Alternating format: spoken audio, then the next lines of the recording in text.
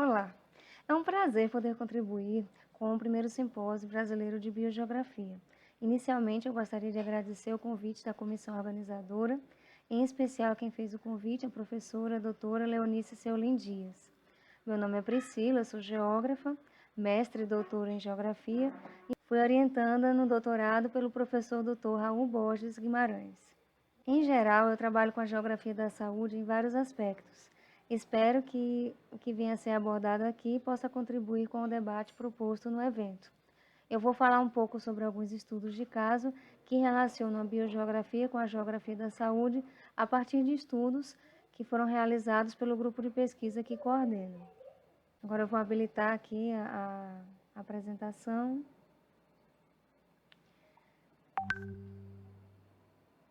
Bem, a estrutura, da fala vai ser a questão do desenvolvimento, ambiente e saúde.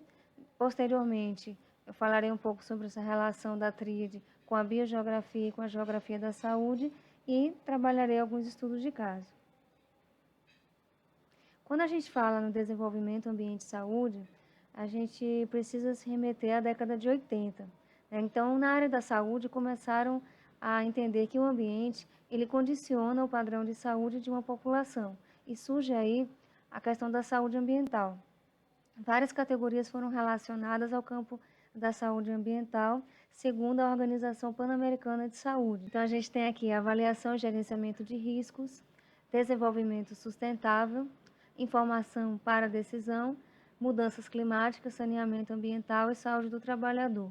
Vocês podem observar que essas categorias elas estão presentes em várias áreas, não só da saúde e nem só da geografia, mas também várias outras áreas do conhecimento, como, por exemplo, a questão do direito, uma das áreas que a gente pode observar. Na década de 90, a realização da ECO 92, a Conferência das Nações Unidas sobre Meio Ambiente e Desenvolvimento, que ocorreu aqui no Brasil, na época do governo Collor de Mello, provocou um aumento dos movimentos ecológicos no país e houve um convencimento da sociedade e do meio político. Nas instituições de ensino, a gente teve a questão da educação ambiental, que ela passou a ser valorizada, não apenas no setor formal, como também no setor mais técnico, tipo o SENAC, SESC, SENAI. A gente tem vários projetos que a gente começa a observar a questão da educação ambiental sendo colocada junto ao currículo de qualquer curso que seja realizado. A gente também pode observar nas escolas um apelo a essa questão do meio ambiente e começa essa discussão da questão de você pensar globalmente e agir localmente. A gente tem também essa questão dos movimentos ambientalistas que vão se multiplicar, então a gente começa a ter vários diagnósticos e a partir daí prognósticos em relação ao que iria ocorrer quando a gente chegasse no ano 2000, 2010, 2020. E no meio político, foram votadas várias leis relacionadas também à proteção ambiental. Então, entre elas a lei que é 9795/1998, que é uma lei muito importante relacionada à questão ambiental. Algumas publicações importantes na década de 90 são, no caso, esses 2 volumes de Saúde, Ambiente e Desenvolvimento, organizado pelos professores Maria do Carmo Leal, Paulo Sabrosa, Rodolfo Rodrigues, Paulo Bus, e também Ecologia, Epidemiologia e Sociedade, de Oswaldo Paulo Foratini. Então, são livros que eles vão sendo utilizados na graduação e na pós-graduação e acabaram se tornando clássicos. Até o momento, tem muita gente que ainda utiliza essas referências. Na década de 2000, a gente tem algumas publicações na saúde, que eu vou ressaltar 2 que me influenciaram em alguns trabalhos que eu realizei, que é Pesquisa, Ação em Saúde Ambiental e Saúde em Ambiente Sustentável, Estreitando Nós. E na área da geografia, a gente tem esse livro Território, Ambiente e Saúde e uma Ecologia Política dos Riscos. Então, a gente tem várias instituições e pesquisadores de várias áreas que vão publicar e os artistas também vão começar a melhorar as suas técnicas, que vão ser várias técnicas. As leis também vão sendo aprimoradas em relação a essa questão ambiental. Você vê que já começa a ter um trabalho mais consolidado, e projetos mais consolidados também nas escolas, tanto pública como privada. Na década de 2010, a gente observa que há uma maior organização na Organização Pan-Americana de Saúde, e aí você vê publicação em todas as categorias que foram relacionadas anteriormente. E aqui eu apenas coloquei essas duas como sendo um exemplo, mas em todas as áreas elas vão ser contempladas. E também a gente começa a observar o surgimento de graduações relacionadas à saúde ambiental. Aqui eu destaquei em 2010 o início do curso da graduação em gestão em saúde ambiental na Universidade Federal de Uberlândia, né, mas outros cursos também passaram a existir nesse mesmo período. E aí a gente começa a pensar, né, o que essa tríade tem a ver com a biogeografia e a geografia da saúde? Quando a gente vai pensar na biogeografia, tem alguns conceitos, né, que são aceitos, né, com relação ao que seria biogeografia. E a gente tem aqui o estudo da distribuição dos organismos, tanto no passado quanto no presente, dos padrões de variação ocorridos na Terra relacionados à quantidade e aos tipos de seres vivos, como também tem Cox-Mori, que a gente vai observar que seria o estudo das coisas vivas no espaço e no tempo. E aí a gente começa a entender um pouco que quando a gente está falando de saúde ambiental, a gente está falando também da saúde desses seres vivos. E a gente pode incluir também que nós, enquanto seres vivos, estamos incluídos nessa biogeografia. Quando a gente busca relacionar com a geografia da saúde, né, a gente pode buscar o entendimento de Santana como a geografia da saúde sendo uma plataforma metodológica que integra e articula conhecimentos das ciências sociais, ciências da terra e ciências da saúde. E a partir daí a gente teria condição de tentar entender esses problemas atuais em diferentes escalas. E a partir daí a gente buscar também entender como que a gente, a partir das suas subdivisões que seriam mais clássicas, como geografia médica e geografia da atenção à saúde, a gente incluir a biogeografia.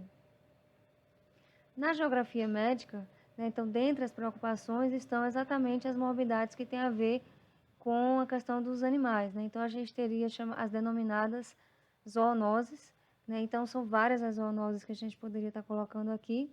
Mark Sorre, ele apresenta a teoria dos complexos patogênicos exatamente para explicar isso daí, e essa teoria ela foi aprimorada, né, pelo professor Raul Borges Guimarães e seu grupo de pesquisa na Unesp de Presidente Prudente. Também a gente pode observar na geografia da atenção à saúde a ligação com a biogeografia quando a gente fala da utilização das plantas medicinais para cuidar da saúde. E como que a gente poderia estar adaptando essa tríade para essa questão da biogeografia? Então, quando a gente está falando do desenvolvimento ambiente e saúde, a gente poderia estar adaptando para território, biogeografia e saúde, onde a gente falaria da territorialização, né, enquanto ação humana,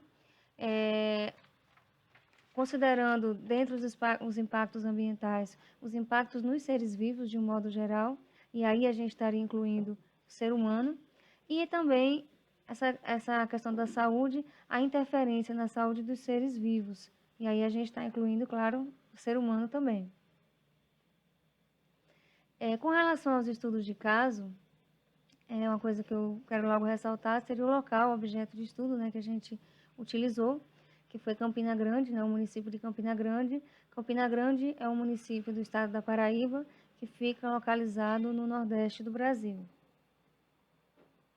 Então, as duas primeiras pesquisas, elas estão relacionadas.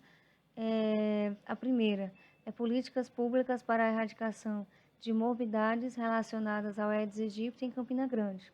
Teve como objetivo analisar as políticas públicas para a erradicação de morbidades que estariam relacionadas ao Aedes aegypti em Campina Grande. Bem, com relação aos estudos de caso que eu vou apresentar aqui, tiveram como local objeto de estudo o município de Campina Grande. Campina Grande é um município do estado da Paraíba que se localiza no nordeste do Brasil. A primeira pesquisa seria políticas públicas para a erradicação de morbidades relacionadas ao Aedes aegypti. Ela teve como objetivo analisar as políticas públicas que buscam erradicar, ou pelo menos controlar, morbidades relacionadas ao Aedes aegypti em Campina Grande, Paraíba. A segunda pesquisa, relação entre elementos na paisagem e índices de infestação predial em bairros de Campina Grande, Paraíba, teve como objetivo realizar uma análise comparativa entre os elementos da paisagem e dados estatísticos em bairros de Campina Grande, com maiores e menores índices de infestação predial média. Essas pesquisas elas foram realizadas pelo aluno Jefferson Pereira da Silva, no primeiro ano como aluno voluntário e no segundo ano como bolsista do PIBIC na UFCG. Com relação aos procedimentos metodológicos, foram utilizados levantamentos de referência, levantamento documental, de dados estatísticos, espacialização e análise das informações. Foi também realizado o trabalho de campo exploratório e iniciado o trabalho de campo. Porém, este não pôde ser concluído por conta da pandemia, do coronavírus, e isso inviabilizou completamente o término do trabalho de campo. Como parâmetros, já colocados pelo Ministério da Saúde, os estratos ou municípios que tiverem o índice de infestação predial menor que 0,9 seria considerado de baixo risco. Entre 1 e 3,9 médio risco e maior que 4% seria alto risco. A gente vai observar aqui que a maioria dos bairros, no caso que a gente utilizou as informações de bairros de 2009 até 2019, a maioria estaria entre o médio e o alto risco de índice de infestação predial. E quando a gente vai colocar isso no mapa, a gente pode observar que alguns bairros da porção leste e alguns bairros da porção oeste são exatamente os que estão com maior risco. E entre a questão dos maiores e menores índices de infestação, o que estaria com o menor índice seria o bairro do Centro e o maior índice, o bairro das Malvinas. Quando a gente obteve esse resultado, foi exatamente o ponto que a gente vai começar a observar na segunda pesquisa. Então, a primeira pesquisa teve como principal resultado que não existe clareza na presença de uma política pública a nível de estado e município. Existe apenas uma política de abrangência nacional que vai alcançar os demais níveis, e estas buscam apenas controlar o vetor. E a gente foi buscar nessa segunda pesquisa quais as características destes bairros. Então, o que caracteriza o bairro do Centro? Então, no geral, o bairro do Centro ele tem menor índice, ele tem menos pessoas residindo e melhores condições de saneamento no que diz respeito a ter uma limpeza urbana um pouco mais eficiente. Não que ela seja boa, mas ela é mais eficiente. Já o bairro das Malvinas, que tem o maior índice, ele é um bairro mais populoso e tem piores condições de saneamento. E também os moradores, eles têm baixa escolaridade. Aqui nesse slide, a gente pode observar o bairro do Centro, que tem um grande fluxo de pessoas e veículos, e no caso do bairro das Malvinas, a gente tem aqui construções abandonadas e acúmulo de lixo, além de ruas sem calçamento. Então, quando a gente vai observar essa questão da territorialidade, biogeografia e saúde, quero ressaltar aqui que eu tentei buscar os resultados que estariam mais relacionados à biogeografia. Então, a gente tem o bairro do Centro, com grande fluxo de pessoas, poucos moradores e uma limpeza urbana regular. O bairro das Malvinas, sendo mais populoso, com piores condições de saneamento e pessoas com pouca escolaridade, no geral. Apesar de existir, claro, pessoas que estão na graduação, na pós-graduação e que moram no bairro das Malvinas, mas isso não é o normal. E a limpeza urbana, ela é deficiente. Com relação à biogeografia, o que os dois combinam? Você tem a proliferação de ratos, que nesse caso é maior no centro, ratos e baratas, mas a questão do Aedes aegypti ela é muito maior exatamente no bairro das Malvinas. E não só essa questão de ter uma concentração maior de Aedes aegypti, mas também quando a gente vai buscar os dados epidemiológicos, você tem uma maior quantidade de pessoas que são acometidas pela zika, pela chikungunya e pela dengue, que é o mais normal. Apesar da gente não ter conseguido dados relacionados às outras morbidades, a gente conseguiu apenas para a dengue, mas a gente tem informação que também ocorre muito. E com relação à saúde, as morbidades mais comuns são doenças relacionadas ao lixo e à presença de mosquitos. A terceira pesquisa é o perfil da rede de comércio de plantas medicinais em Campina Grande, Paraíba. Foi realizado um estudo exploratório e buscava-se entender o perfil da rede de comércio de plantas medicinais em Campina Grande. Como procedimentos metodológicos, né, foi realizado o levantamento de referências, levantamento documental, feito o trabalho de campo exploratório e o devido trabalho de campo. A bolsista, né, no caso, ela era voluntária, do PIVIC, foi a Ana Denise Félix da Silva Paiva. Aqui temos a localização dos pontos de venda de plantas medicinais ou fitoterápicos em Campina Grande. Né? A gente observa que a maior parte dos fitoterápicos eles são vendidos exatamente no centro da cidade, e as plantas medicinais, elas tanto estão no centro da cidade, como também estão na periferia. Dentre elas, a gente tem aqui o bairro das Malvinas, né, aqui a oeste. A gente tem a Feira das Malvinas, que é um local que vende muitas plantas medicinais. Aqui as feiras principais que vendem plantas medicinais, né, tem a Feira da Prata, que é um bairro próximo ao centro, a Feira Central, que é uma feira que é importante historicamente, inclusive para a história do município de Campina Grande, a Feira da Liberdade, que o bairro da Liberdade é um bairro também que é muito dinâmico, próximo no sentido do dinamismo com as Malvinas. E como principais resultados, essa atividade ela vai estar incluída em todos os tipos de circuitos econômicos, a depender da localização geográfica do comércio da cidade. As plantas comercializadas, elas são mais conhecidas popularmente, estando mais relacionadas à tradição de uso. Os comerciantes são pessoas que de fato conhecem as plantas medicinais, a maioria são raizeiros, né, ou pessoas que estudam sobre as plantas medicinais para poder vendê-las. E o consumidor é predominantemente de classe social menos abastada e reside na periferia da cidade de Campina Grande.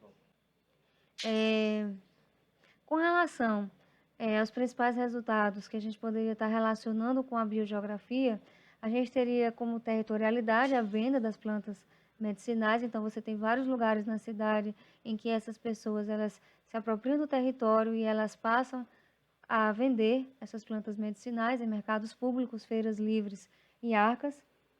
São poucas as lojas, se a gente considerar a quantidade de feirantes que estão vendendo plantas medicinais. E com relação à biogeografia, considerando que essas plantas são oriundas de campos de cultivo orgânico ou mesmo da área rural daqui de Campina Grande, mas também que são cultivadas, as plantas medicinais elas resolvem os problemas de saúde mais frequentes e simples. E com relação à saúde, a gente percebe que isso tem melhorado, né, de acordo com o consumidor, ele tem melhorado a sua qualidade de vida e de saúde, diminuindo também a frequência de ida ao médico para questões mais comuns. Como considerações finais, a gente pode observar que as várias territorialidades, elas interferem em questões relacionadas à biogeografia e tanto podem ter impactos positivos quanto negativos à saúde. Enfim, eu gostaria de agradecer a oportunidade de participar deste evento. Caso seja necessário, precise entrar em contato. Meu e-mail é mpbsila@yahoo.com.br e o site do grupo de pesquisa é www.prosaudegel.com.br. Queria aproveitar para divulgar 2 eventos, que é a 5ª Mostra Regional de Geografia da Saúde, que está para ocorrer em dezembro de 2020. É um evento 100% online e a gente deve estar divulgando na página do grupo de pesquisa a partir agora do dia 15 de outubro. E o 10º Simpósio Nacional de Geografia da Saúde, que está para ocorrer em outubro de 2021. Até o momento ele está previsto para ser um evento híbrido, né, e está sendo organizado por professores de várias regiões do país. Enfim, à disposição para qualquer contato.